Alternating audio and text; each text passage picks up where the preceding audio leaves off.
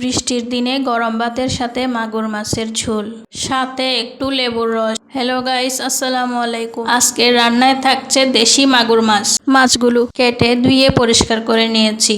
কড়াইয়ে দিয়ে দিলাম পরিমাণ মতো তেল, তার মধ্যে গরম হয়ে আসলে দিয়ে দিলাম পেঁয়াজ, লবণ আমি প্রথমে 1 চা চামচ দিয়ে পরে আবার চেক করে দিব। দিয়ে দিলাম টমেটো পেস্ট।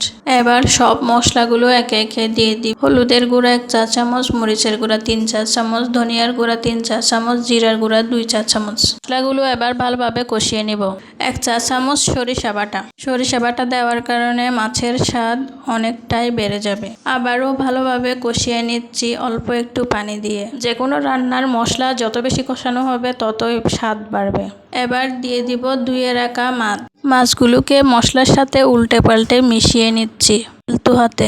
মাছ দিয়ে আরও 5 মিনিটের মতো কষিয়ে নেব।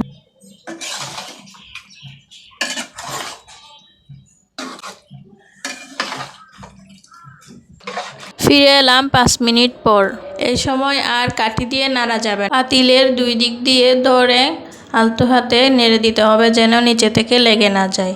দিয়ে দিলাম কাঁচামরিচ ফালি 7 থেকে 8টির মতো। এখন চুলের জন্য পানি দিয়ে 10 মিনিট ঢেকে রান্না করে নিই। রান্নাটা এতই লোভনীয় হয়েছে, আমার অনেক ক্ষুধা লেগে গেছে। আমি এখন প্লেটে অল্প ভাত, 1 টুকরা মাছ, সাথে 1 ফালি লেবু। ভিডিওটি ভালো লাগলে লাইক, কমেন্ট, শেয়ার করবেন। কেমন লেগেছে জানাবেন।